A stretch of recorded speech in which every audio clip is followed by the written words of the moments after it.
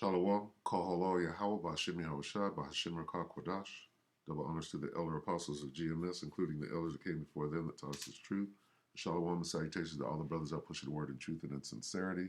The hopeful elect tabernacle of David. I'm the brother Yahshua. I'm back with the WW3 Daily update. And we're going to go back to Ezekiel. All right, the hot topic. Now, as it was voiced by the elder apostle Tahar, all right, this is, right, just some preliminary jostling for position, because there are other prophecies that have to go down before this actually takes place. So let's go ahead and read this. All right. Ezekiel 38:1, and the word of the Lord came unto me, saying, Son of man, set thy face against Gog, the land of Magog, the chief prince of Meshech and Tubal, and prophesy against him, and say, Thus saith the Lord power, Behold, I am against thee, O Gog, the chief prince of Meshech and Tubal, and I will turn thee back and put hooks into thy jaws, and I will bring thee forth, and all thine army, horses and horsemen, all of them clothed with all sorts of armor, even a great company with bucklers and shields, all of them handling swords. Persia, which is Iran, Ethiopia, and Libya with them, all of them with shield and helmet. Okay, Gomer and all his bands, the house of Togarmah of the north quarters, and all his bands and many people with him. So what we're watching in this region right now, let me see, where is it? Right, here's Turkey, this is Togarmah. Where's that map?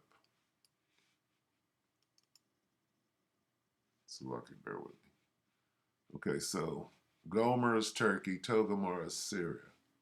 Okay, now what's going on in Syria? What's going on in Turkey right now? All right, Turkey is a wild card. All right, but right here, okay, right here, Russia is dealing with Syria, right?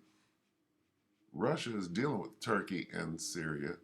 Russia is in Syria fighting against the United States right now. So as you can see, and Syria is what they call in the Middle East, or for that matter, how close is it to the valley of Yahweh Shaphat? Okay, well, it's right here. This is the valley of Jehoshaphat. The whole greater, what they call the Middle East, is the valley of Jehoshaphat. Are the troops not gathering in this whole region? And I think the answer is yes. Okay, so with that being said,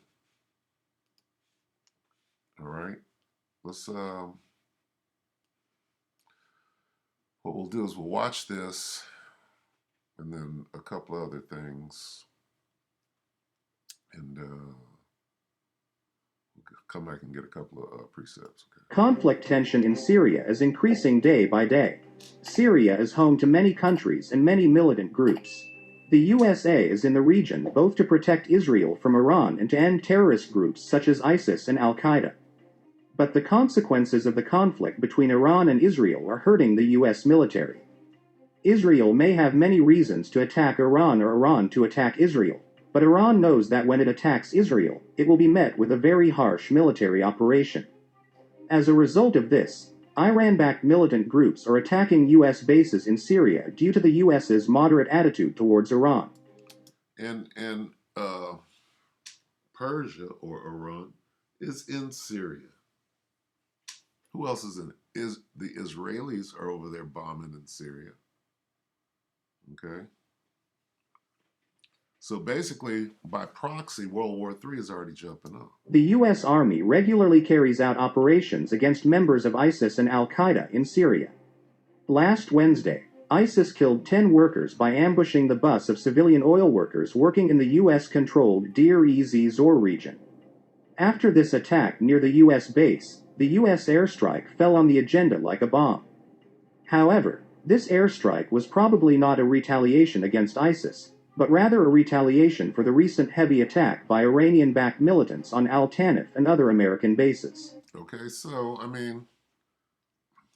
with all those names being dropped, it's easy to see that the troops are being gathered. Let's get this real quick. This is Joel 3. All right. Joel 3 and 2. I will also gather all nations and bring them down into the valley of Jehoshaphat. All right. And more specifically, this is the NLT. I will gather the armies of the world. That's all the armies of the world. Into the valley of Jehoshaphat. All right. And it goes into why, but the point is, this is World War III. Joel 3 and 9. Proclaim ye this among the Gentiles. Prepare war. World War III. Wake up the mighty men. Let all the men of war draw near. Let them come up. Okay? Beat your plowshares and the swords, your pruning hooks and the spears. Let the weak say, I'm strong. Right now, Iran is saying, look, I'm strong now. I got a nuke too. All right? Now let's go over here and address Russia, okay, in the Ukraine conflict. This is Military and Foreign Affairs Network today, December 8th, Russia-Ukraine conflict. This guy is he's gonna break down where things are going at this moment and bring some insight. We'll let it go for a minute so we can stay up to speed on what's going on over there. But they ain't gonna start bombing each other immediately. It's more like Ukraine is gonna capitulate. All of these countries in this region are gonna capitulate. They're gonna reform the Soviet Union pursuant to, where did I go? Second answer. Oh, Slovakia. Let's see if I can get back.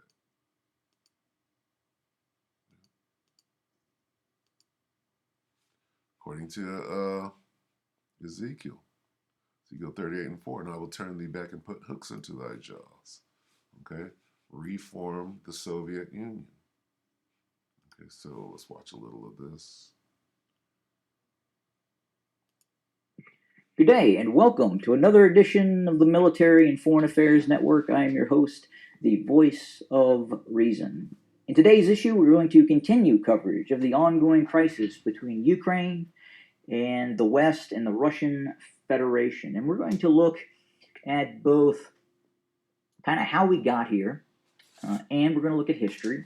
And we're also going to look at some of the current news and events that are taking place that are coming out of some of the mainstream and not so mainstream media outlets in regards to the situation between Ukraine and Russia. So first, we'll start off with the news. Miami Herald.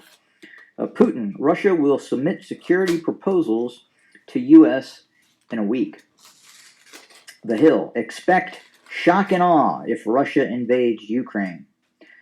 Stripes, how the U.S. military could mobilize if Russia invades Ukraine. CNBC, Biden didn't accept Putin's red lines on Ukraine. Here's what that means. Fox News, whether he attacks Ukraine or not, Putin has already won. CNBC, Biden says the U.S. won't send troops unilaterally to defend Ukraine against Russia. And ABC News, Biden warns of severe consequences if Putin moves on Ukraine. Okay, so these are some of the headlines that came out after yesterday's meeting. I believe it was yesterday's meeting. And Biden's looking, rather weak. And again, the result of all of this positioning is the reformed Soviet Union, okay, pursuant to pursuant to Ezekiel 38, and I will turn thee back and put hooks into thy jaw, right? And I will bring thee forth. Who is I? The Lord. Yahweh Bashem Yahweh Shai is doing this. All right? He's gathering the troops, okay, into the valley, right? I will gather the armies of the world into the valley of Jehoshaphat. That's the Middle East. All right? So that's good enough. All right? One step at a time, one prophecy at a time. But they're flying off the pages right now. So be ye circumspect and,